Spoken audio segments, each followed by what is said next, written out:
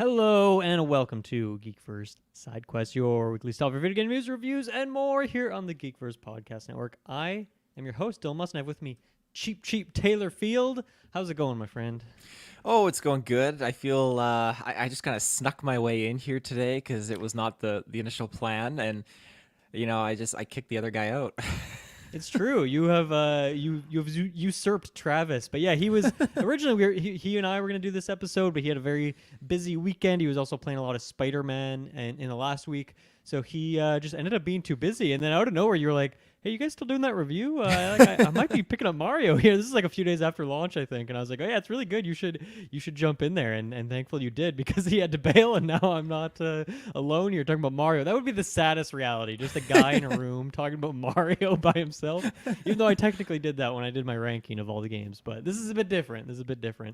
But yeah, glad to have you here. We're going to also talk about some of the games we've been playing. I have a couple shout outs there, and then one other news bit that's particularly fun and I'd say relevant to our audience here. So it should be a fun episode.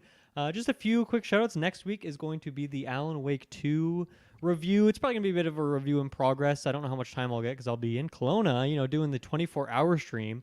So I don't know how much time I'll get to play. I've already put in a few hours, but I'm going to save that discussion for next week. But yes, that's the biggest thing, of course, is come check us out for the 24-hour stream this Saturday, November 4th, I think it is. Yeah, for 24 hours, we're going to be playing games, doing some trivia, doing some dodgeball, all sorts of stupid stuff. But come hang out with us. If you'd like to donate to the BC Children's Hospital, that is muchly appreciated. And yeah, it'll be a really, really good time. Honestly, I just want to see people in the chat. Just come, keep us company. Yeah, ask us whatever questions you want. We'll even have a couple games where I think people could jump in maybe potentially. So come check that out. And then putting you on the spot here, Taylor, are you picking? I believe you're picking up the new Call of Duty Modern Warfare 3 when that comes out. Is that a day one purchase for you, or is it on the fence? Where are you at with that? Oh, I purchased that a long time ago, Dylan. Right, You because know you were in the me. beta. I already knew that, right? Yeah. So I think after next week, Alan Wake, week after that, Modern Warfare 3, because it'll be fully out at that point, I guess, even though you've already played some amount. So I don't know what's going on there. I But played you'll be the. back in a couple I'll weeks. be back because the campaign is early access, and I think that drops next week or Okay. this week. What a And it's usually fucking a week before the confusing game. release schedule. Like, here, check out Oh, multiplayer for a couple weeks. Come check out campaign early at some point. It's horrible. kind of a total mess. But anyway, that's kind of the next couple weeks charted out here. And then other than that, I want to show this out that we did a bread and butter over the weekend, me, you, and Kirkland, where we went through our video game backlogs. So definitely a video game focused episode there. So if you want to go check out that bonus Patreon episode, you can go ahead and do that. And at the same time, you get episodes early and ad free. And then I also wanted to show this out that this is releasing on Halloween, so spooky season's coming to a close. But I listened to your Cryptid Clues episode of haunted movie sets this morning, and that was a very fun listen. And I think it's very relevant once again to our audience over here at GeekVerse. So everyone should go check that out. It was a fun episode. Thank you. Taylor, let's get into it. First up here, there was an announcement a few days ago, which is very shocking to me, that they are making a Barbarian game, a game based on Barbarian, the horror movie that came out, I guess it was a last year movie, right? 2 years ago, 1 year ago. So this is a video game treatment getting a single-player, all-new narrative experience being developed for consoles and PC. Division 3 Entertainment is the studio on this, so I guess they worked on Friday the 13th and the Evil Dead game. So I was kind of surprised that they worked on these two multiplayer things. But then for Barbarian, they're calling this a single-player narrative experience. So you're obviously a big fan of this movie too. Like, what do you think? What are they going to do with this? Because at first I was thinking, oh, it's got to be one of those asymmetric multiplayer things. But maybe they're saying that that's kind of risky. It's hard to get the player base going on, so they're doing single player. But yeah, like what is this game going to look like? It was the last thing I expected when I popped that I link know, open. right? I didn't even think it was that big of a movie. No, we liked like it here, but I did. I love the movie, and I feel like it didn't even have like a full on theatrical release. It just kind of snuck under the rug a little bit. It wasn't advertised that much. So to get a game blows my mind. A single player narrative I think works with this over multiplayer, but I'm still trying to picture what they're gonna focus on. You said it's a different narrative than the film, right?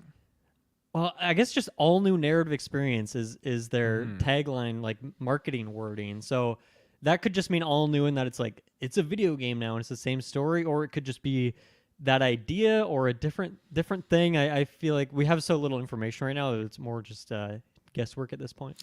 So from what I am picking up here, what I would deduce is that the movie basically concludes the events of this psychopathic Right. lady demon, like not Yeah, demon, but slight spoilers for lady Barbarian thing. here for the next couple minutes, by the Yeah, way. We'll talk yeah. about it. Yeah. So I'm imagining that this will serve as a prequel in that sense, That makes taking place sense. before the events of the film. When you probably maybe you just your character goes in, it goes and stays at this Airbnb, and you're just unraveling the mystery that's here because you start to notice things going on, and every night it gets progressively worse, and then maybe you got to actually escape from this thing in the tunnels or something like that, which would be very cool. Yeah, because even in the movie, right, there is like flashbacks to the origin of this There house and this is. street and whatnot. So we could go back in time. But yeah, I wondered too. Like, I kind of forgot about that Airbnb nature of it, which is a good, I think, hook for the movie in terms of like what makes this horror movie unique. But I feel like the game could go a totally different route. You could just wake up at the start of the game just in a fucking dark, creepy cell, and that could be the start of it. And it's about you breaking out. So I don't know. They Ooh. could really take that different routes, or it could be once again someone. I don't know if the Airbnb situation would make sense if they go in the past and it's a rental. I don't know. Like I guess it could still work, but I don't know. There's many different ways they could go with it, and I'm very curious to see what it is. And I gotta say, I'm kind of happy it's a single player experience rather than another asymmetrical multiplayer. Even though I did really enjoy Texas Chainsaw, and those games can be pretty fun. Friday the 13th was fun as well. I never played the Evil Dead one, but I think this is a cool twist, and I think it's I don't know. It seems like every IP'd horror thing that turns into a game sort of has followed that same structure for the last few years, and this is a cool way to kind of switch it up. And once again, weird IP to do it for.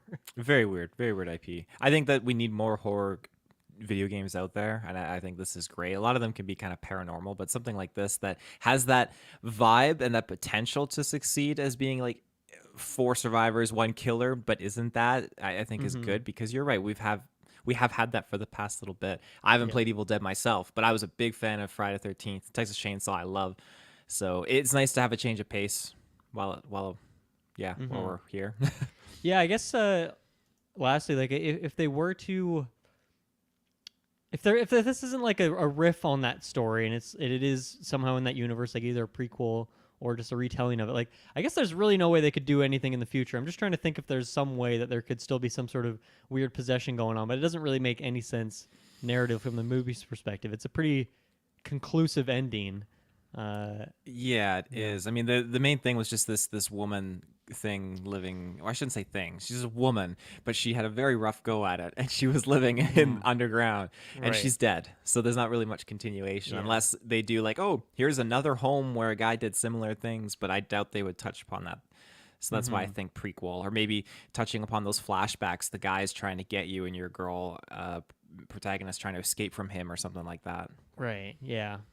So yeah, we'll keep an eye on that. I'm very curious to see what that game looks like when it finally rolls around. Might be a couple of years before we get any sort of information on it, but a cool and surprising announcement nonetheless. So let's talk about some of the games we've been playing. Of course, saving Mario Wonder for the big final slot there. Anything you want to shout out? I know you've just been going deep on that Call of Duty grind. If you have anything to share, it was a fun week. We went in there and played some Von Dead. They kind of dressed up the I guess it's just called Vondel, right? Is the actual mod Vondel, name? yeah. Yeah, they dressed that up with Halloween stuff, and this was weird when we went in there. There was like an option that's like, do you want to opt in or out of these jump scares that happen in this fucking battle royale? And I was like, yeah, I'd rather not, I guess. So I turned it off, but then they would still happen like every 2 minutes. So I wasn't sure. I don't know if it was bugged out or if they just toned it down. If that was the toned down version, it was still pretty loud and in your face. So I'd be Did surprised. you turned off the ones on the battle pass tier or in game? Because I think there's two versions that you can toggle. I didn't really think about it. There was a pop up that was like talking about this, and it's like, do you want to turn these jump scares off? I'm like, yeah, sure, and didn't seem to do much. So I guess there's maybe multiple Well, places. they for whatever the reason they in the battle pass as you're just going through your tiers unlocking stuff. They put jump scares in here. So when I go to unlock something, oh, this demon pops up and shrieks Okay, at that's probably what I unheard was. of decibels. That's probably what I disabled. That is incredibly stupid. Whatever idea that was, big F. You get a total F grade on that decision. I Oh man. prefer the in-game stuff, like you said, with Von Dead, and you get the in-game loot boxes or loot crates you go to, and they have jump scares in there. It's fun at first, but when it's like back to back and so consistent, it's a little ridiculous. Yeah. I got a kid, and my kid's trying to sleep, and Mm-hmm. I'm these. It's loud. It's so loud. Yeah. Yeah. But it's fun, there's like a rivers of blood, and it's like it's foggier and has some good horror lighting going on. You're collecting souls, it's Ghost Rider moment and all that. So it was fun jumping there because it's been a while since I've hopped in the Call of Duty train there. Yeah, I mean, you basically said it as it is. That's what I've been grinding on with Travis, just Mm-hmm. to get that spawn skin, and we're so close. We're at Nice. like 90%. We're getting it this week for sure. But the Von Dead mode is very very cool. They have zombies that they brought back, which is introduced in Modern Warfare 1, where people play as the zombies in like a Warzone aesthetic. Oh, that's cool. That was a lot of fun. And then they also remapped Al Mazrah, and it's the whole like large scale map, 150 players, and it's nighttime. The map has been kind of reskinned with chaos and destruction, and That'd be cool. there's very cool other elements that they've added in. So you didn't get to experience it, but in Von Dead they just added the Butcher, who is a Diablo character, and basically you go to this portal to do a ritual, and zombies will start peering up on the map. You kill the zombies, and then the ritual opens up this portal. You go in to another realm of existence, and Diablo's like this, or the Butcher's coming at you, and he's a boss, and you kill him, kill the zombies, and you get tons of loot. Yeah. And in Al Mazrah, they have this swamp creature. They have the Butcher. They got a UFO that'll like beam you up and Nice. abduct you. They got a Pharaoh mummy boss. They got all these bosses that you basically go up against. It's super cool. Is that stuff ending like with Halloween here, or will it be Yeah. going on next weekend at least? No, I think there's, I want to say like 6 days left of the haunting, and then it'll be over. So Will we be maybe able it'll to do go it to on the next stream? weekend. Can we boot that up on the stream and do some of that? Because I would at least like to see the El Mazra version, and that sounds fun. I can't confirm, but I hope. It might end just before the stream because it's after Halloween, so we'll have Dang. to see. Okay, Yeah. well, we'll take a look at that. In the first person shooter train of things, I've been jumping back into Halo Infinite here, which I haven't played really since launch. I played for like a good 2 or 3 months there, just playing a lot of multiplayer, getting ready for our battle that me and you did, all that. But it's been a while since I've jumped back in there, and the reason I jumped back in is because I saw a post that was like, in this new season, Guardian and the Pit are getting like remastered. And like I don't think that's actually true. And I tried to Google it afterwards, and I could not find where I found this information. It was probably some clickbait article that got my click, but it worked to at least get me downloading the game again. And then once I did that, I was like, man, I love Halo, and I used to play this all the time when I was younger, and I just kind of miss it these days. And it's really fun getting back in there. I've played so much Counter-Strike and Call of Duty lately in terms of my competitive first-person shooters that when I go back to Halo and you just have this big jump, and it's a bit slower paced, a bit more, I guess not necessarily more tactical, but I just like the pace of it. And just like, man, once again, the physics of the grenades in Halo is always so satisfying. It's just a mechanic I really love compared to some of these other games. So really fun jump back in there. There are a couple other new maps, not Guardian or the Pit remaster. I think maybe what that is maybe they have like some official Forge mode Guardian that someone made, and then they like have put it in a map pool. I think that might be what the situation is. But one of the new maps that I'm not that into, it's cool like setting. It's like Crystal Caves situation, but the other one, I don't remember the name of it, is pretty fun. I did a good few matches on there. They have a playlist that's like just for the new maps, and then I was just jumping around all sorts of other playlists. So really fun time jumping back into Halo Infinite, because it was always a solid game for me, even if it had some weirdness with the Battle Pass stuff. But nowadays, like, there's just a lot of content in there since it's been out for a while now, and I think they just hit their recent like highest concurrent player count or something. So it seems like it's having a good resurgence, and a lot of people like me are jumping back in. I don't know if that was just people for season 5 jumping in, or if other people like me just got baited by an article and thought they were gonna go get some Halo 3 nostalgia. But man, I love Halo, and Halo Infinite's like a really great entry, even if I haven't checked out campaign yet. They added some flood related stuff for Halloween. And I'm not sure if it was Battle Pass related or whatnot, but like even seeing that was like, oh, I kind of want to play. Yeah, once you're done with your spawn skin, you should download the game again, and I'd love to jump back in there and play some matches again. It's a good time. But the main game that I wanted to shout out today is I mentioned this on our backlog episode. I teased it a little bit. Is that I finally have gone through and I'm playing through Luigi's Mansion Dark Moon, the 3DS title, which I can't remember if you played that one. I know you love the original and you love the Switch one, but where are you at with Dark Moon? Are you a Dark Moon fan, Dark Moon hater? I'm a Dark Moon fan. I rolled Okay. credits on it, and actually, one of the gentlemen we worked at Target with, he was actually one of the artists that worked on Dark Moon. Oh shit, that's cool. Yeah. He was on the flow team with us. Wish I could remember. Damn, we got to bring him on for an interview at some point. Yeah, Let's yeah. reconnect with that guy. Yeah. But yeah, so I always really enjoyed Dark Moon. I think I got it not at release, but it's a pretty good game. It got a lot of hate. From what I remember, because it's not really like the first one. You're going to mansion, right? It's not in one Yes. solid Yeah. location, but it looks beautiful. It's great. Yeah, I think for me, I was really just I bought this a few months ago, like the cartridge before the 3DS shop went down, and I was kind of just saving it for Halloween, spooky season. I knew I wanted to jump into it. As far as the series go, I kind of a weird history with it, where like I owned Luigi's Mansion as a kid on the GameCube, but was never really that into it. I think I was a very frightful child, and there was something about it that even like being a little bit spooky was like too much for me, and I probably just got stuck at some point. And as a kid, I like never looked up walkthroughs, so if I was stuck, I would just never play the game again until nowadays when I go back to things. So before Luigi's Mansion 3 came out, I think I don't have my disc anymore, so I borrowed it from you or Travis, borrowed that GameCube disc, and finally went back, played through it. Had a pretty solid time. I thought it was a decent game. It was fun. I liked it more as an adult. And then played Luigi's Mansion 3, once again, borrowing that from you or Travis, just like freeloading these Luigi's Mansion copies. And I didn't quite enjoy that one as much. I think I liked the tighter design of like one mansion and going through it and kind of getting one key that unlocks this door and just kind of having one connective thing. And technically the hotel in Luigi's Mansion 3 is like that, but it felt more like level based and more broken down level to level rather than one continuous space that you're exploring. And so Luigi's Mansion Dark Moon is like kind of a weird hybrid of those two, where you're right, I think there's 5 separate mansions in the game, at least it looks like on the map. I'm just on the 3rd one now.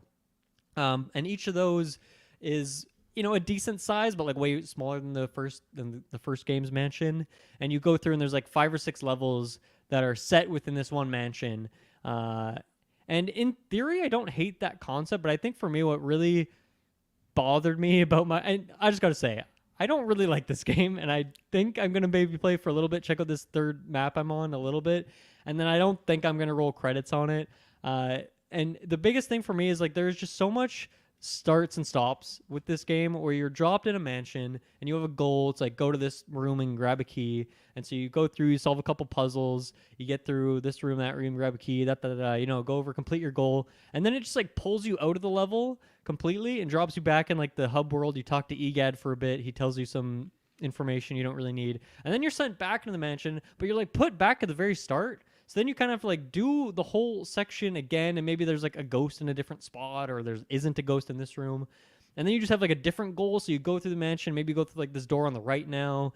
And then it just does this like I said, there's 5 or 6 levels in each one of these mansions. So you just end up doing like the same sections over and over again. And rather than just like dropping you in this one mansion and letting you fully explore it, and I think I'd be okay with that if it was just the structure of Luigi's Mansion 1, but you're just in one mansion at a time. But instead, it's like all these levels that are set within these I guess separate mansions, and so it just takes you in and out of the experience all the time. And I think they do it so you can have like different levels where you get like rated based on your score, and that way you can redo the levels. But it's like these levels aren't that interesting. Like I don't think I'll ever want to redo them and try and get a perfect score.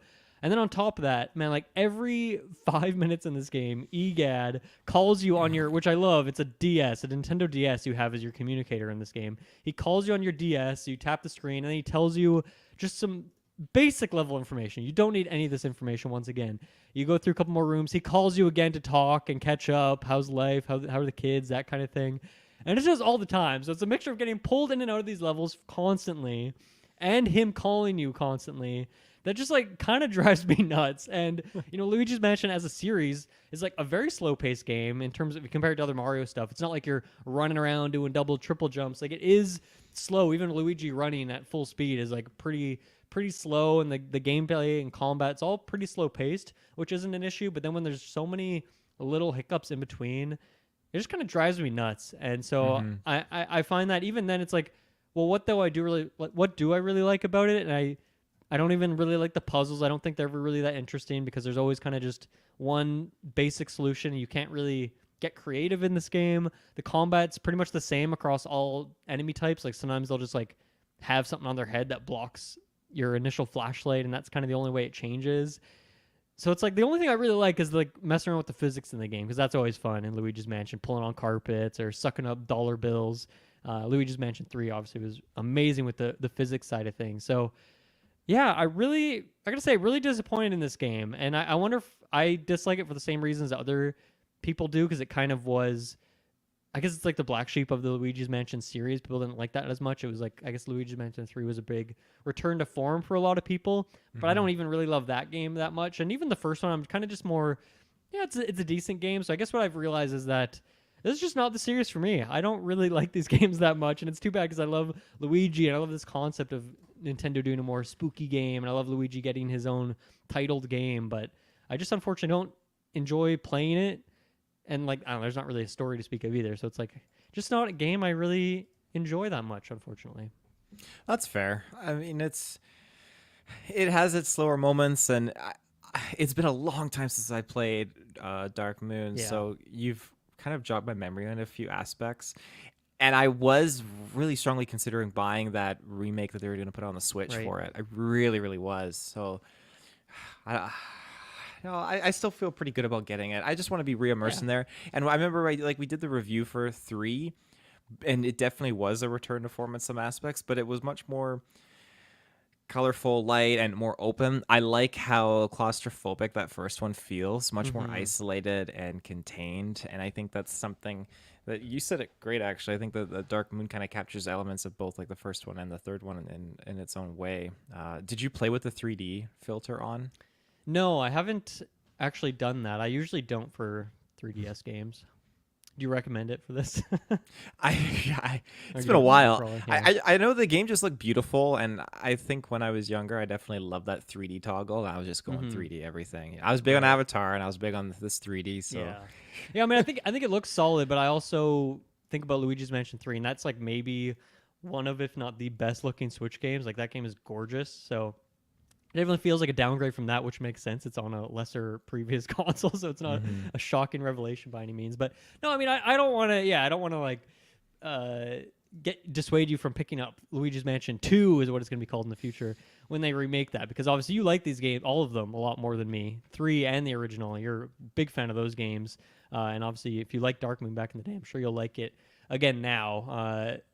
I'm sure maybe it'd be a bit nicer playing with like a Switch controller or a GameCube controller or something as well, perhaps. But I don't know. I think it controls pretty well on the 3DS. But yeah, I feel like too the concept of Luigi's Mansion 3, where you have these different floors, and they're pretty good sized floors. You know, you do a handful of puzzles, a boss fight, some new enemies, whatever in each of them. It kind of almost is it just a better version of this, where you have, like I said, these 5 mansions that are all themed. So like the first one's kind of a basic Luigi's Mansion 1 style, and then there's like the botanical sort of one with like a big tree house. The third one that I just got to is really cool, actually. It's like the clockwork mansion sort of situation, and so that seems cool. And I haven't actually like jumped into the level yet. I just unlocked it, so it'd be cool to like kick around a little bit and check out some of it. But then I feel like Luigi's Mansion 3 in that way can just shine so much more because the areas are a bit smaller. They're not a whole dedicated mansion, and so they can kind of get through a bunch more ideas more quickly. So there is a botanical level. I remember that one a lot from Luigi's Mansion 3, and I remember the old knight's castle one and the kind of Egyptian sand themed one. And I feel like they can get through a lot more themes more quickly, and so you're not really getting bored of the themes as I am in Luigi's Mansion 2 as much.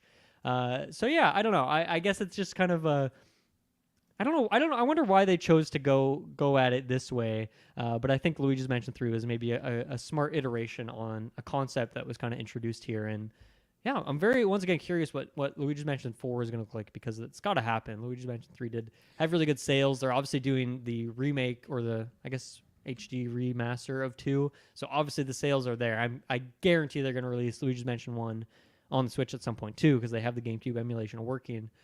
with a variety of games. So I'm sure that's coming at some point. It'll be cool to have every Luigi's Mansion game on one console in the future. Mm-hmm. A big thing too that Dark Moon did was bring in the multiplayer aspect to Luigi's Mansion. I think they Right. had like some mini games in there, but I want to say you could actually play some multiplayer, like doing the main story elements. But I might be wrong on that. And now obviously 3 expanded on that with like the Right. or the co-op couch. Yeah, I don't even know about the multiplayer stuff. I mean, obviously, I'm playing this so late that like no one cares to go back and check this thing out on the 3DS. I don't even know. I think online is still functional for games, though that might be getting discontinued next year. I think I saw a post about that, so I probably could, but I don't know if I'd want to play this game multiplayer anyway, unless I could do like a split screen thing, which maybe that will be the perfect time for people to play on the Switch when you can do hopefully split screen. I guess, yeah, Darkmoon wouldn't have had that originally, so that might be quite the upgrade if they actually add split screen co-op to it rather than just Mm-hmm. online co-op. So hopefully they can translate that stuff well to the Switch release of the game. Yeah. There you go. That was another. I'm just yeah. Once again, I'm playing a bunch of scary, spooky games in this season, and I think Alan Wake 2 is a nice kind of final. It's the dessert to this month of spooky games that I've been playing. So there you go. Any other game you want to shout out, Taylor, here, or should we just kind of get into Mario Wonder here pretty quick? Off the top of my head, I can't think of anything. I'm That's all ready. right, man. Let's do it. That's all right. Let's take our ad break here. We'll be right back to get into Super Mario Bros. Wonder. Okay, we are back. Mario Wonder came out about a week and a half ago at this point, so we've had a good amount of time with it potentially. I know you picked it up a couple days later. So, yeah, first of all, what's kind of been your experience with this? Have you played single player, co-op? How many hours or what world you in?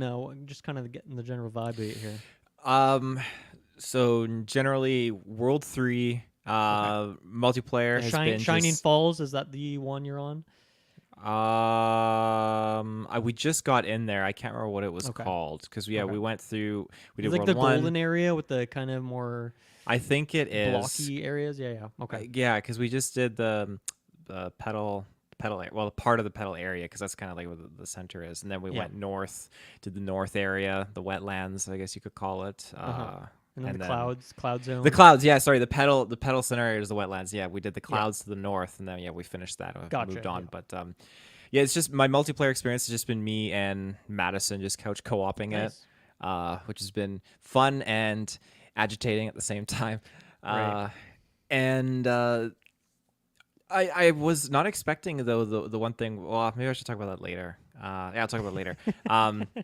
Yeah, so we put in a few hours. We've been playing like the past few evenings. We just hey Madison, you want to play Mario? You're like, yeah, let's do it. So we've been playing Mario and just going through, and it's been a good time. Nice. Yeah, I've only played co-op to this point, not done any single player stuff yet. Mostly playing with my partner, and we're on world. I think we just completed 4. We've done the first mission or first level or 2 in world 5. And once you get past 3, it opens up a little bit. You can do things out of order. So we did the kind of volcano area, and now we're in the mushroom zone. And then actually over the weekend, I played some 4-player co-op split screen, which is pretty fun with me, Muds, Saris, Tyler Saris, who's been on Sidequest, and then Amanda, who does the music for Sidequest. It was kind of a little Sidequest reunion to sorts. But yeah, we played some 4-player co-op for a few levels, and that was fun and kind of equally chaotic as you were describing there. So there's some interesting ways that co-op is implemented. I'll say that for now. But yeah, I too am very much enjoying the game. It's just I think it was in a bit of a lull when it came to the new Super Mario Bros. Games, like the ones on the Wii U and 3DS and even DS. And I like the Wii one just fine, but I feel like those games didn't really speak to me in the same way that some of those older games have. And I feel like for the first time in a long time, I'm very much enjoying a 2D Mario game, and this one seems to be a bit more ambitious and trying different stuff. And it's in a different area with different characters and all sorts of new powers. And I think the structure is a big thing for me too. They've really shaken up the linearity, or we could say the non-linearity of what's going on here. So I too am really enjoying my time with it. Where do we want to start? I think maybe we should talk about that a little bit more because that is a very surprising thing for me. The first world you go through, you do a couple levels, some tutorial stuff, and then you're immediately kind of dropped into this a bit of an open area where there's like maybe 3 or 4 missions. There's like a shop, and you can choose to do them in any order. You're given like a difficulty. You're shown how many wonder seeds are going to be each one of these levels. And that first world's fairly basic. At some point, I think there's maybe a little forked path. But then what you were mentioning, you eventually get to the what would normally be the water world, like level 2. It's pretty standard. But I think it's really cool that they take water world and they split it up into like 4 sections. And so once you go through the first one, you do a couple levels there, and then you're spit off into like the cloud world. Complete the cloud world, come back, you do a couple more water world missions, then you spit out into Shining Falls. And you come back and you go do some more water levels, and it kind of connects and makes this like, I don't know, big rounded shape of the way these worlds are connected. And I think that is really cool. It makes it feel very fresh, makes the game feel a bit more non-linear in a way that I'm really engaging with. You can choose harder stuff or easier stuff, or you can do it all, which is mostly what we've been doing, mostly at least checking out every level. And I think that makes it so they can make some really hard levels, and there's been a couple one of those where it takes many tries, a couple that we've even just given up on. It's like, this is too hard, I'm going to come back and do this later. And I think because the game's non-linear, you can do that a lot more. With the super hard stuff that they don't expect 8-year-old kids to be able to do, stick that on the side, and they can completely avoid it and still complete the game. And that stuff's really great. So I'm really enjoying the structure of the game. I think that might be my biggest pro right off the bat for this thing.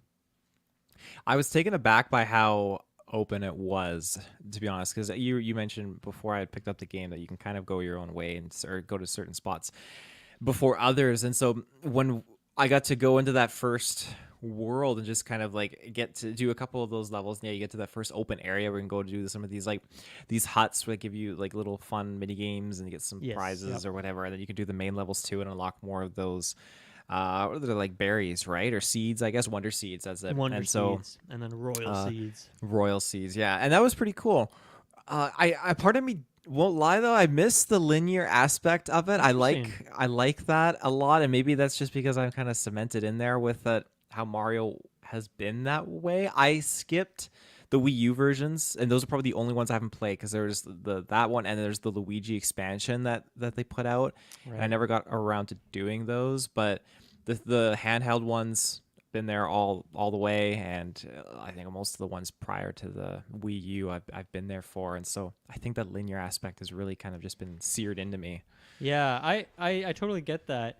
I mean, I feel like even the older games, like Mario World, had a bit of that too, right? Where you could go off and jut off, and there's a couple extra hidden levels. Even That's true. Super Mario Bros. 3 it had that kind of thing, and they've done a little bit of that. Where usually the maps in some of those new Super Mario Bros. Games, it would still be kind of like very much left to right, and then there was like one little side path you could go off of. So I feel like they've just kind of taken that idea and evolved it into a bigger way. And I think even making the movement a bit more freeform is something that I enjoy, where once you're in those open areas, you can you're not just moving like hitting right and then your character walks along the line to the next level to the right. It's like you can just walk around that area. It's not like you can do a bunch of crazy moves in there, but I don't know, it shakes it up from like that 2D aspect a little bit. So I get what you're saying. Now I'm curious about one thing, because I know you can like pause and then go to, I think it's just on the bottom of the screen. It has like all the levels, so you can quickly zip to one. I guess it's kind of like a bit of a fast travel rather than having to trek all the way back to World 2 and then go back to this level 1. You can select them.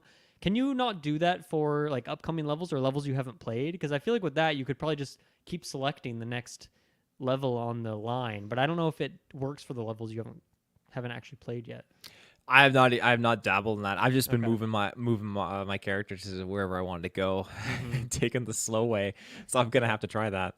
How are you playing it? Are you doing every level, most levels, when you're going through these areas? Or are you kind of just like, okay, I need to get 15 Wonder Seeds to move on. I'm gonna just get 15, go to the boss, and keep going along in that way? I'm a completionist when it comes to these things, and while I can definitely stand by it, I won't worry about getting the 10.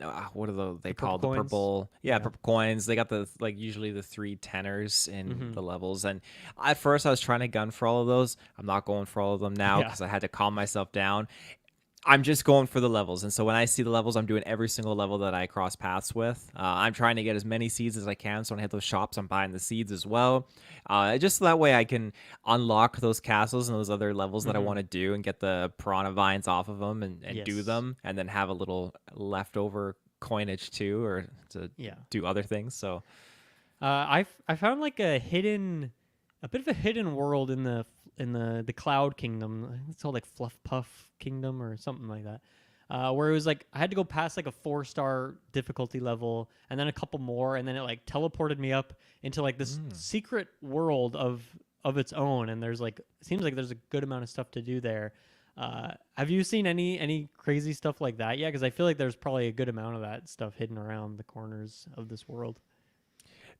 No, like I with Madison being my co-op, like I just kind of like speed run through the levels, and she's the one who's trying to explore, and so she's found a couple cool things. She's going Okay. and doing all these other like extras things like that and stuff and things. And I do like when we kind of can find those secret background like jumps where Yes, like, those are oh, really cool. they're Yes. really really cool. And so that's kind of like the extent of like, oh yeah, we found this cool path, and yeah, we're jumped in the backdrop and we're zigzagging along there to do it, and then we come back to the forefront, which Mm-hmm. I like.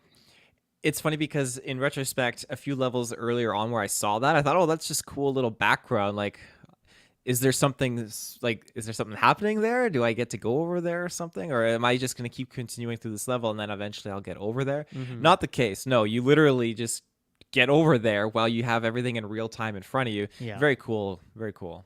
Yeah, really nice detail. I'm curious how you'll feel after you finish Shining Falls, which I think has actually been the shortest world for us so far. It was like really quick for us to get through that one. Where then at that point, like the next three worlds, as far as I know, you can like go do them in any order you want. So I don't know if the difficulty. I mean, once again, since they can put the harder levels just kind of on the side anyway, you can kind of make every level have some hard levels and just stick them as optional ones. But yeah, I'm curious one which one you'll be enticed to go do first, but also how you'll feel about that considering you kind of miss the linear nature of this sort of thing. Yeah, well, it'll be very open. I'll probably turn to Madison and be like, "Hey, which one do you want to do?" And Yeah, go from there. Um, I guess yeah. to me it feels a bit closer to the 3D games, right? Like 64 has you going through the castle. You can just pick whatever painting you want once you've unlocked the threshold to go to like upstairs, downstairs, that kind of thing. Sunshine has a very much the same sort of situation than Galaxy. It's like different kingdoms, different galaxies. Well, I guess different galaxies where you're going.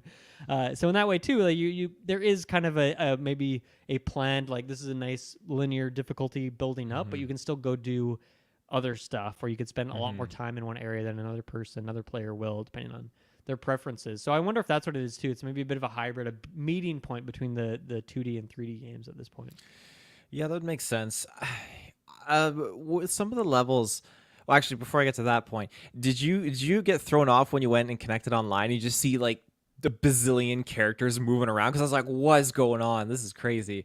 That is one thing I've not played with at all. Actually, is the online multiplayer. I know Okay. I'm getting all these standees, and I think I remember what they do from the direct that we got at some point. But yeah, I have not actually tried any multiplayer. So that's and yeah, it's weird. I have a limited experience because I haven't even played single player or online multiplayer. I've only played like a very specific subset of how this game is meant to be played. But I think for me, in the modern day, like that's how I want to play Mario, 2D Mario. I Mhm. want to play a nice co-op experience, and usually split screen for me. But I do want to go check out some of those multiplayer things because I know there's like a speed run sort of mode built in there, Oh, and good. I think I'm into that kind of chaos too of messing around with 99 people. That seems cool. So that stuff sounds pretty fun. But so is that something that you can do while you're doing co-op? Like you can just like opt into that stuff on the side, or is that something you've Yeah, like experimented as a single player thing? there's those little satellite dishes that you can go to and connect and like just toggle on the I guess you're online. And so when me and Madison were perusing around, moving around, doing our own thing, because when you move from spot to spot, your both Mm-hmm. characters are together. Then all of a sudden, when you connect online, I see like they're kind of semi-invisible, and there's Right. tons of other people's characters moving around, jumping into worlds, Oh my doing god. things. So it's cool, to be honest, because it kind of makes it feel like it's a much more robust civilization, just so active and everyone's doing things. So that's kind of neat. I haven't done the 4 player, the online, but I will say in terms of jumping between single player and couch co-op, it's really nice how streamlined it is, because you can just go to your characters and like, oh, sitting at 2 people, and someone can just pick their character and then they're in. It's Mm-hmm. so fast, and it's really really nice, and vice versa for axing them if you want to remove them out of the game too. Axing them. I like that. That wording for a Mario character, just chop Toad in half. That little mushroom man. Yeah, how are you feeling about the characters? This is more characters than I think we've ever had access to in a 2D Mario game. Yeah, I'm quite surprised. This is the first one I think where you get, what is his name, the Nabbit? Yeah, Nabbit. I don't think he's ever been playable in any game ever, even like Mario Kart or a sports or anything. I feel like this might be his debut. So shouts to him. Yeah. Yeah, that's really really cool. I like that. I like how they've made certain characters with certain abilities where Obviously the Yoshis can't collect power ups, but they Yep. also how does it work? They They don't can't take take. damage. Yeah, they can't take damage. So Mm-hmm. they can only die if they fall into like a hole or lava or something like that. But otherwise, they don't like shrink or anything. They don't lose a power up because they can't get a power up. And if they Right. get hit, they just like get hit invulnerable for a second, but then they can just act right away. So it's a good slight bit of an easy mode, but then they also like just have their own move set, so it's fun to just Mm-hmm. play as them separately because Yoshi just has a permanent double jump, right? He can do his flutter jump, he Mm-hmm. has the tongue, you can ride him and all that stuff. So it's a good mix of just play styles. I think I Yeah. maybe wish there was a bit more customization for everyone else. Like I'm fine if all the Yoshis control the same. I haven't have you used Nabbit at all?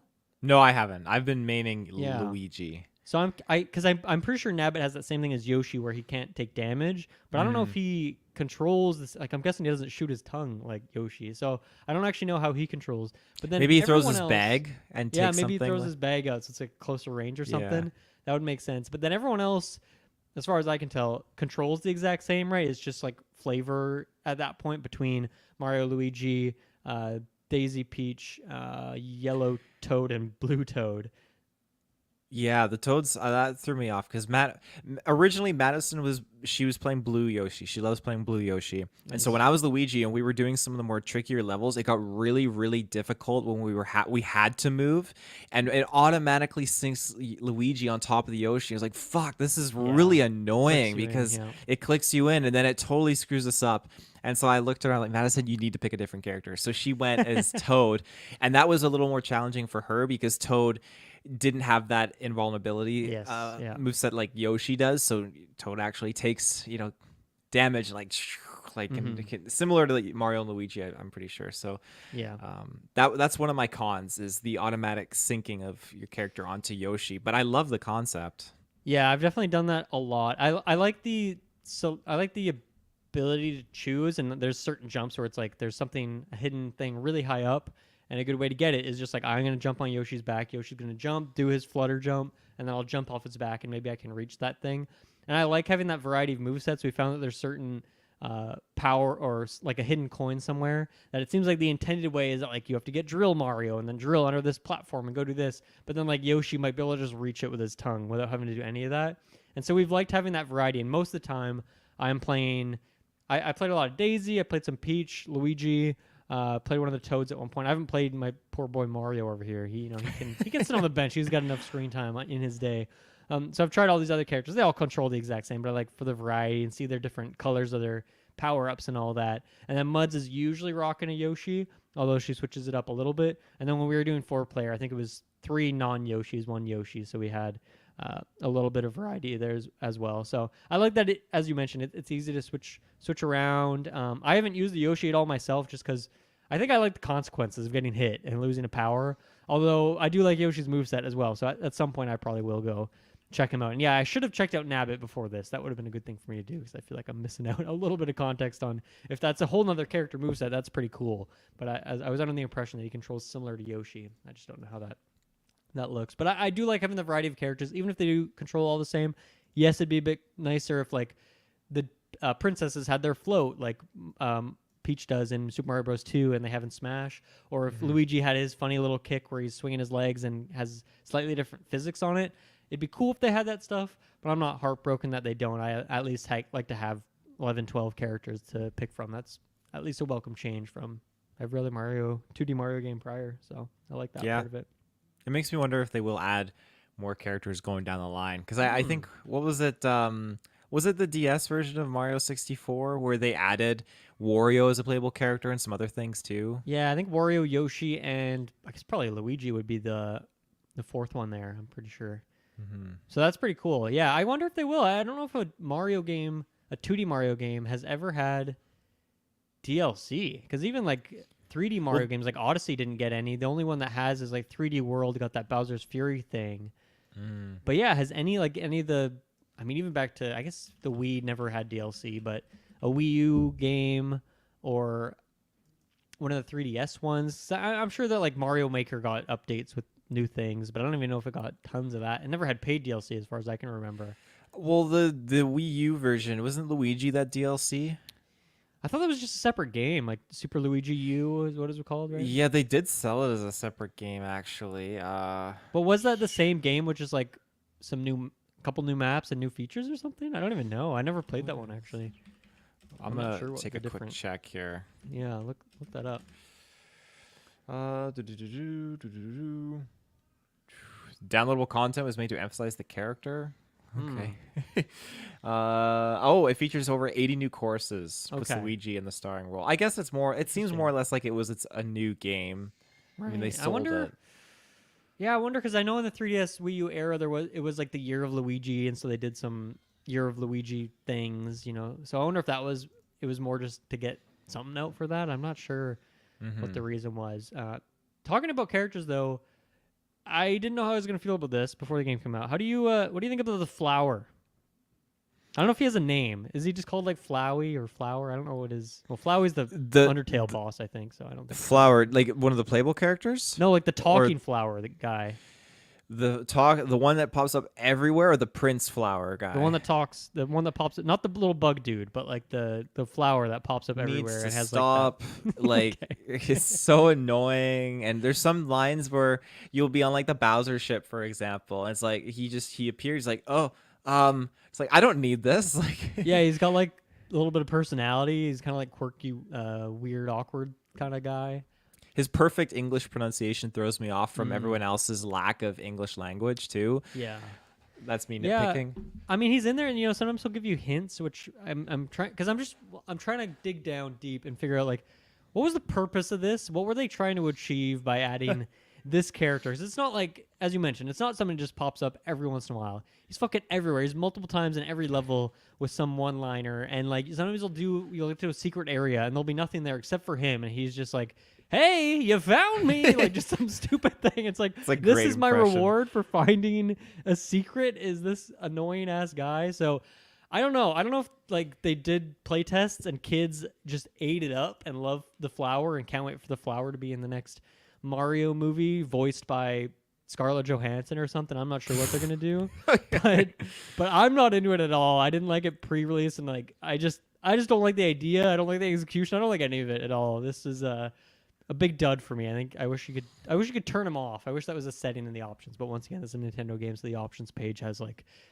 sound effects and music volume, and that's the only things you can possibly change.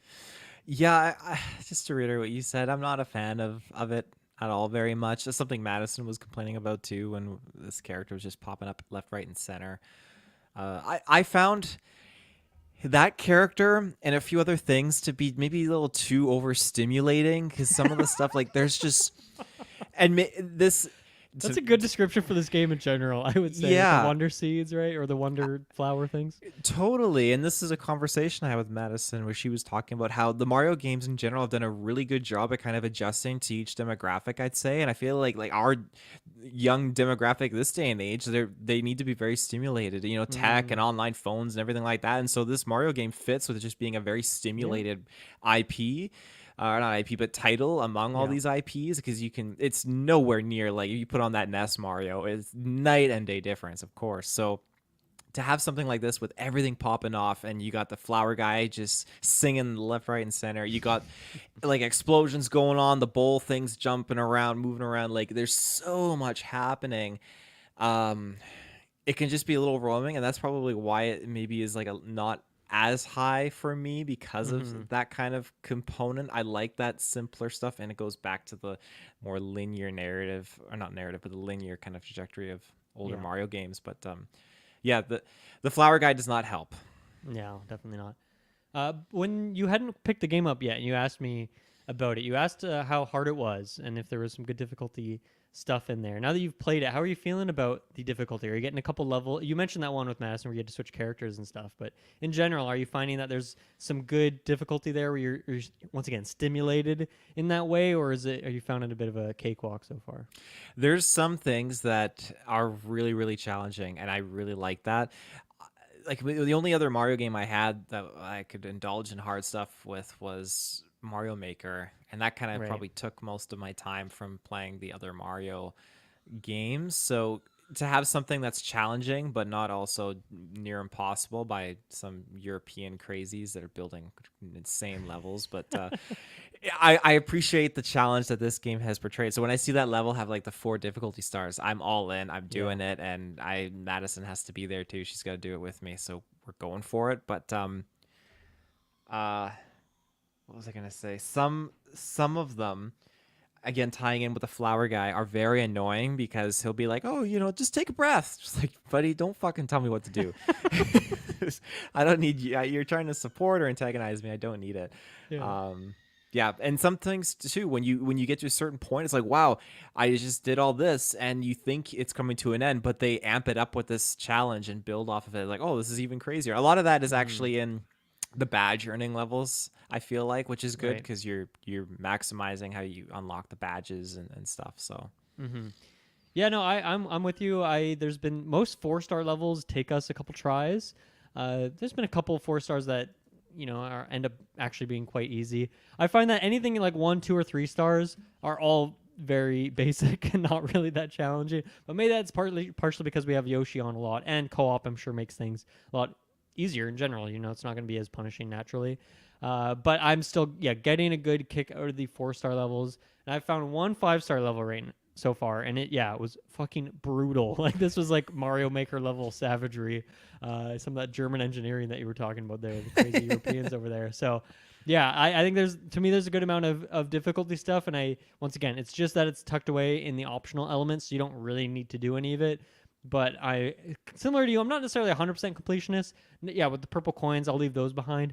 There's been a couple levels where if we missed a Wonder Flower, we'll go back and or a Wonder Seed, we'll go back and make sure we get that to at least so we can progress in the main story there. And then a couple things we end up leaving behind. But yeah, there's just some really good classic platforming ones, and some that are just so crazy with some of the Wonder Seed stuff. Yeah, is just so nuts with the modes you're going in. So maybe we could talk a little bit about that, because that is a very fun part about the game, where most levels, almost every level, has a Wonder Flower somewhere in there, and that's what happens. You saw in the trailer, where it just turns into some crazy acid trip, and most of the time you'll turn into some crazy creature, like some big spiky ball, or maybe a blooping orb kind of thing. All sorts of different things. Or maybe it's yourself, but you're falling through the air endlessly. And these give you kind of just a mix up in gameplay. You control a different type of character.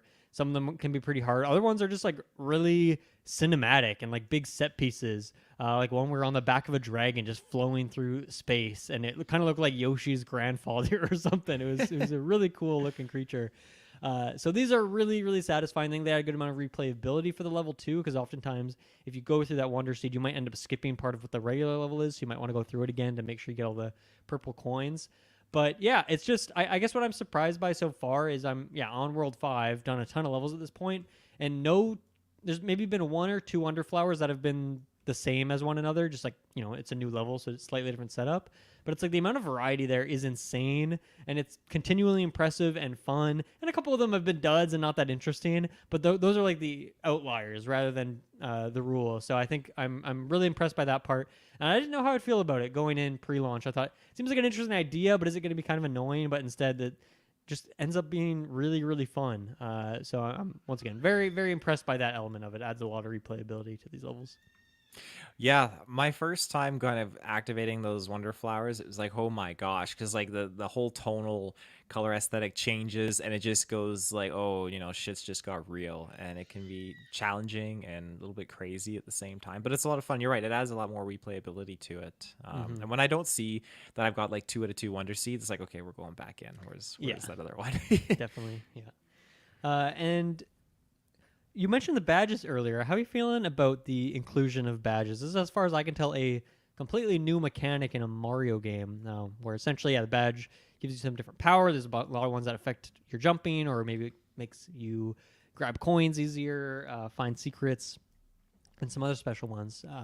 You can equip one at a time. How are you feeling about the badges? It's actually a really interesting concept, and I wasn't totally receptive of it at the start, but just seeing how it actually plays in, where instead of doing like you jump on the wall jump, and you spring off, it's like, oh, you can jump, and you can jump straight up off the wall, stuff like I that, love which that is a lot one. of fun. Yeah, that's really nice. Yeah, get more coins, start the level with the mushroom, different things that can really make or break it, and I appreciate that because some of those levels are really, really tough, and it's not at all a cop out. And that is how I felt at the start. Like, oh, what is this? OG Mario's didn't have this. What is this BS? No, it actually is really, really nice, and it's customizable because you can get to other areas you couldn't get to before, and you have to kind of strategize how you're tackling certain things differently. Yeah, it's really, really handy. Hmm. I now that applies to all the characters, right? Because I wasn't Madison when I put a badge on, she wasn't using some of the abilities, so I wasn't able to see really like, oh, is like Yoshi able to do the same things that Mario or Luigi could do with these badges? Right. Yeah. As far as I can tell, Yoshi and therefore probably Nabbit should be able to do all of them. They might just be a bit weird when you factor in that Yoshi like already has a double jump. So I think in that way you Hmm. can actually get pretty powerful with Yoshi. Where one of the badges I think just gives you some sort of little double jump, so you can like use that with the flutter jump and the badge jump as well and do some pretty crazy stuff. So yeah, I'm pretty sure Yoshi can do all of them. They might just not be nearly as useful on Yoshi, and some of them might even be more useful for Yoshi, just based on what the kind of ability is. But yeah, I'm Hmm. pretty sure you can have access to all of them. One of my kind of concerns going into the game with this system was that okay, is like the move set, the basic move set, going to be too limited in that they're going to just strip out all the interesting, fun, crazy things you can normally do, and instead stick them on badges, and then since you can only have one badge at a time, you're a bit limited.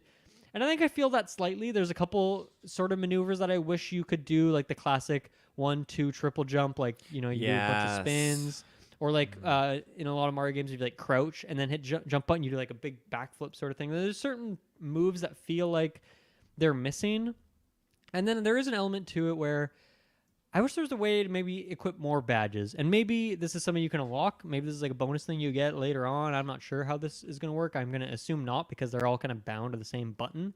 But there would be some of them that I wish you could maybe equip one that affected your jump, one that gave you this other special ability, and then maybe one that gives you a bonus like more coins or the coin magnet, that sort of thing. And I don't really see why they limited it in the way they did. But I just find that there's certain ones that like I'm just never gonna use because you can only ever have one equipped. And then other than that, I think there actually is a good variety. And typically on the level, it's like okay, this is a like when we're in the lava world, we use the parachute cap a lot, even though we hadn't used that for the last couple of worlds, because to have a little bit extra time before you hit the ground, and once again before you hit the lava, is really really useful. And so I find that I am switching in and out, and I really like that double jump one that you mentioned. I think maybe my highlight so far is one that you probably haven't unlocked it, but you get like a grappling hook. You can just like throw Oh. a vine into a wall in front of you, and it pulls you in. This one was in the trailer too, and I was like, I can't wait to use that. And it is super fun, and you can do some really cool combos with it. And you can essentially vine into a wall, double jump off the wall, vine back into the wall, double jump. And you can like infinitely That's climb as far as I sick. can tell. So you can do some really crazy, fun stuff with some of these abilities. And I would just love the ability to mix them together. And then I think on top of that too, all of them are bound to like the right trigger button, but some of these things feel like they should just be like, for example, the parachute cap. I wish I could just jump and hold the jump button and that would activate it, because especially even like I played so much Smash and Melee in my day that when you want to use like Peach's float, or I guess Daisy's float now in Ultimate, you just like hold the double jump button and then you can float, and that kind of feels like a float, but instead I have to like hit R to do it, and it just feels very unintuitive because I'm so used to like their Smash moveset. So a part of it I think could feel a little bit better, and because of that too, I also feel like man, you could do a parachute and that vine thing, and button wise, it would make sense if you could just use the jump button to do the parachute cap. So feels slightly limited in that way. But overall, I am positive on the system. I like it. But then yeah, once again, I do feel like there's a half of these badges I will never use past the Hmm. level that I'm forced to use it in. But then again, I still have only maybe half the badges in the game, and I don't know if more unlock past that screen. It looks like you can see all the ones you will unlock, but there seems like a lot more things I do have to unlock. So I'm excited to see what those, and I don't know, maybe some of those are hybrids of the other badges. I'm not exactly sure how that works, so I'll kind of have to report back on that part. But I think it's a success. It's a good system. I'm enjoying it for what it is. Yeah, brilliant. How are you feeling about the power ups? There's a couple new ones here. We got drill mode. We got the bubble mode. The elephant. Do you have a highlight so far? Any of these you particularly enjoy or don't enjoy? Uh, when I first saw the elephant, I was not overly thrilled by it. It's fun. I like how you can shoot water, you can smash bricks with the trunk and all that kind of stuff. That's enjoyable. But my highlight would probably be the bubble. It reminds me, well, not reminds me. It reminds me a little bit of Loki. Go check out that review. But the fact that you shoot the bubbles and it shrinks, and like Mario does it in a very kid friendly way. Yes. But I imagine that this super powerful bubble just shrinks and it crushes these Koopas or Goombas to their death. Converts Like them into currency. Yeah. converts them into currency. Yeah, just a little brutal. But I'm having a lot of fun with that. Because I think like, you can not key it. Combine it, strategize with it, where you can bubble someone, and then I think you can bounce. You jump off the bubbles. Yeah. Yeah, and it sends you higher up, and I love that. It's such a simple little thing, It's like but a temporary it's platform. Yeah. yeah, it's really really cool that they created something like that. So that's definitely been my highlight. Mm-hmm.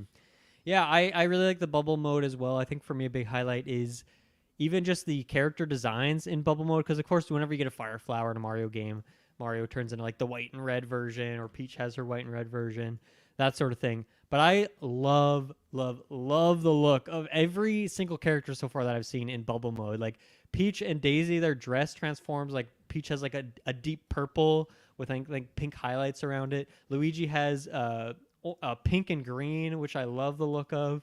I haven't seen Mario's because I haven't used them at all, and no one on my console has used poor Mario at all. But I love the look of all of these, especially the bubble mode. And the drill mode's really fun as well because you can just use it into the roof. So that adds some cool stuff, and there's also good fun obstacles they build around that one. And then yeah, I think the elephant mode is more fun than I was expecting it to be. I like scooping up water and using it on certain enemies or platforms, or the little wonder things to get bonus coins, and just smashing blocks. You just feel so powerful in elephant mode. I think that's why I like it so much. And it's just so funny seeing these characters blown up into a big weird elephant, especially the toads look particularly funny with the elephant power up. So I'm liking all the new ones. I think they're all solid, good additions. Then you still have like Fire Flower, but there isn't too many, honestly. It's pretty tight in terms of how many you have, and I think part of that is because you have the Wonder Flowers, which are giving you 1,000,000 transformations temporarily. So that's where they can give you the variety, and then you just kind of have these classic core power-ups that you're getting more commonly in any old level. I like too that, and I don't remember if the previous ones had this, but being able to store power ups, Yeah. that's kind of handy too, especially when you're doing some of those challenging levels, and you can store two at a It's actually time. based on how many players you have in your game. So if you have a 4-player game, you can store up to 4, which is pretty neat. Oh, that's nice. And so if you have four stored, then multiple people, like anyone, can access and pull and use them at any time. It's not limited to like, oh, one person gets one Hmm. power up. You got it, and it's cool too because like someone like Yoshi is never actually going to use a power up. So if you're playing 4-player game, let's say you have two Yoshis, then essentially whoever like Mario and Luigi are in that team comp will just have extra slots that they can use since Yoshi's won't be Right. taking them up. I don't even know if Yoshi can spawn them. That's something we haven't tried because like why would we kind of waste a power up in that way? But yeah, I thought it was a pretty cool idea, and I guess that would probably mean that single player is you have kind of one in reserve. I don't know if they would still allow you to have two there. I'm guessing just one, but I think that's cool that every player can kind of have one in there if you're up to 4 players. Yeah, no, I like that. That's cool. I did not Mm-hmm. realize that it was based on your player count. Yeah. Let's see. Let's take our next break, and then we'll be right back for just a few other thoughts on Mario Wonder. Okay. Let's see. While we're talking about co-op, a couple things. How are you feeling about the camera? You mean how everyone else will be bubbleized if you're going a little too far off screen? Or That part. Then there's also the part where whoever the camera follows changes all the time because it's whoever like. Oh. I guess if one person dies, then the camera then centers on someone else, and then whoever like does the best, whoever gets the highest or first on the poll at the end of the level will then be the leader for the next level until I guess they die again. So it's just changing constantly. You can tell that I'm not a fan of this system clearly by the way I'm talking about it. I I'm not a fan of it. I don't like how it interchanges because when I'm very much linear and know where I'm supposed to be going on the level and I'm trying to go and do it, and all of a sudden I can't because the screen is now following player 2 and it becomes very problematic. And I could see if you're playing online and you can't verbally communicate with somebody, then I think that's going to be very Right. problematic because you're not in the same wavelength. You're going to keep dying. I wonder if online co-op has you all have your own camera though. I'm not sure. Oh, actually, I guess if that was the case, you could get pretty far away from each other, and that could probably cause other issues. Where if you take a one-way platform and you just yeet out of there, and then you leave your other people behind, I don't know. I guess that could be an issue too, but I'm not sure how that works. In I would hope in online multiplayer you'd have your own camera. I would be frustrated if not. that'd be horrible if not. Yeah. Oh my goodness. That'd be a big miss. I'm definitely not. I'm not sold on it though. I think Mhm. I think it's problematic. I've never liked the bubble feature too, but yeah, just switching between like the leader role, I don't think that's very great. I think that it should be you should have a party leader and that's it. It should not be based on performance. It should not be Yeah. based on dying. If you want to change that leadership role, then you should go into your settings and be like, oh, make person party leader, Mhm. and then just roll that way. Yeah, I get it too. Like if player one dies, it should move. Obviously, the camera will center on player two then until player one come back. But to me, that seems like something that absolutely should be in the settings. You should be able to change that to have like preference for player one or player whoever. So it's too bad that they don't have that kind of thing. Because I think I'd be fine. I just want it to be consistent. If Muds is the camera center and her the whole time, I'm okay with that as long as it's just consistent. I just don't like how much it flip flops back and forth, and I don't like the mechanic of whoever finishes gets to the pole first, because it's not like we're racing each other ever, because obviously we're tied to the same screen anyway. So it just ends up being this thing where it's like, okay, I'm gonna get to the end, but then I'm gonna wait and let this other person grab the pole so that they can have the camera first. It's just that's probably been my biggest point of frustration, because honestly, that's a skill for like for a 2D platformer. Like, to be a good cameraman while you're playing this game, that's a skill like any other. And I think I'm decent at that. I try to think about that. When you have 4 players, though, it's a fucking mess. There's no way you can make sure you're taking everyone's position into account.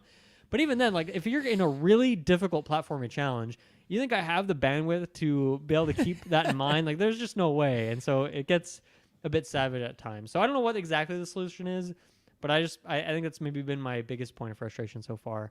Another thing too with co-op is they removed which is something that they've had in Mario for a while, which is like bumping into the other players, or like jumping on each other's heads and that kind of thing. I don't feel like I miss it. I know some people are into that chaos. Other people just want to play their own game. I think I'm okay with what it is here, especially with all these power-ups and Yoshis and all. Because I guess in that way, if you had Yoshi, you kind of do have that still, where you can jump on his back, so it feels sort of like that thing where you jump off someone's head. But I think it's fine. It works for me here. Doesn't bother me. It doesn't feel like it's something I'm missing either. So I guess I'm kind of neutral on that point. Here's some like little things I really like. I love when you bum drop in this game, how it starts like playing this like snare drum sound effect, and then whenever you crash into the ground or an enemy, whatever it is, it plays like this cymbal crash. Every time you do it, it does like this little grrrr. It's so freaking satisfying. It makes me wish that there was like maybe more sound effects, things like that, or I just want to see other games copy that idea for like big satisfying moves to have like these specific sound effects tied to it. And it's just so playful and fun. So I think it works particularly well with Mario. But obviously the sound design, music is always great in these games, but I think having this additional drum sound effect in there is something I really enjoy. Just the animation work in general in Mario games is always going to be great. But I think in particular, one thing I love is going into tubes in this game. I think they made so much more playful, where a character will like either jump and really sink into the tube or get sucked up into it. And I think my favorite though is like if you're Luigi, and I once again presume Mario, if he goes into a tube, his hat like falls off his head, and then he like sticks his arm back out the tube, grabs the hat and pulls it back in, and Yoshi will like peek out too and like look back at you for a second. It's so cute, and just like those little details go a long way for me. And there's so many of those like just all over the place with the animations in the game. And I freaking love going through tubes in this game. Yeah, that's a lot of fun. Those are cool little what's the term? Quality of life things, Yeah. I guess you could say. Sure. Yeah, in that pocket. I also one kind of I guess a little reference I liked is I've only found this once so far, but it was kind of another secret, or it wasn't a secret world, but I'm sure you've played Super Mario Bros. 2 in your day, Taylor Field, like The DS one? I don't know. It might have a DS version, but I just mean like the original, like the second Mario game ever. Oh, like that one. yes, I have. Well, in that game, there was like you would like pick up a turnip out of the ground, or not even a turnip. You'd like pull on a flower, and then you would like get a secret door unlocked, and you could go through this door, and it'd be like a dark world temporarily, and it'd be like a one-screen thing. I found something like that in this game. There's this one like dark world secret area, and it didn't look quite like the Mario 2 thing, but it was very much obviously a reference to that, or a callback to that. but it looked good with the Super Mario Wonder aesthetic, the 2023 aesthetic on it. But really cool, and it had this like creepy tone to it. And yeah, I just feel like Super Mario Bros. 2 is a very much forgotten game in the lineage of 2D Mario games. So I really like this kind of callback to that. So that's a game I'm very nostalgic for playing. Didn't as have a one of kid. those fucking suns in there, did it? Did not have a sun in it. No, I've not seen the sun. Yeah, that guy is brutal. Or like the mask. Yeah, that's what I meant. Yeah, the flashing mask. Because yeah, I think the follows sun was you. in Mario 3, right? But yeah, like that Yeah. mask. Oh my god, when you get that key in the urn, freaking terrifying, man. Nightmares as a kid. And then I guess just speaking on design stuff, I got this from the trailer, but it kind of just reaffirming here that I really love the design of, I guess not necessarily Bowser, but Bowser's castle, Bowser's floating castle, Bowser's airship, and Bowser Jr. in particular. Like when he goes evil mode and he has like the blue, I guess the blue skin, the green mask, or the black mask with like green detail on it. It's like, man, I desperately want the next Smash game to have that as a costume for Bowser Jr. I love that aesthetic for him, and just in general, all the Bowser stuff looks great. I love the black and green aesthetic that they went for in this game. Really, really working for me. And even those giant piranha plants that float around Bowser's castle in the middle of the map look really cool. So I'm just loving the design of all of the Bowser related stuff in this game. Yeah, absolutely. It absolutely caught me off guard when Bowser just kind of turns into this castle, or I guess he absorbs into the castle. Yeah, I but, kind of forget what that initial cutscene was. Does he turn into the castle? Is that what happens? He turns into the castle, Okay. yeah. But then he's got his ships and everything like that. Right. But yeah, it's very cool aesthetic. I love the lime neon green, and I thought that was very cool when, especially that first battle too, that really sets the pace of just being very different because you're facing Baby Bowser or Bowser Jr. and yeah, his aesthetic changes, but you have it so you guys are the same size, and all of a sudden he's mini and then you're large, and then he's large and you're mini. That's a cool dynamic, and that carries forward into other cool battles that you do against some bosses. So Yeah, I am generally not a fan of the Koopalings, the Koopa kids. Not into them. I'm a big Bowser Jr. guy though. I understand why they do it, because it is funny that I've beaten up Bowser Jr. like 4 times now, and each time he gets wrecked and he comes back for more. He's just tenacious in that way. But I like that it's just Bowser Jr. We don't have any of those other Lemmys and Ludwigs and all those fuckers. They can stay in Mario Kart for all I care. I don't need them in my 2D Mario games at this point. But yeah, the boss fights have been fun. The one against Bowser Jr. in the volcano world is particularly cool. It's like really cinematic.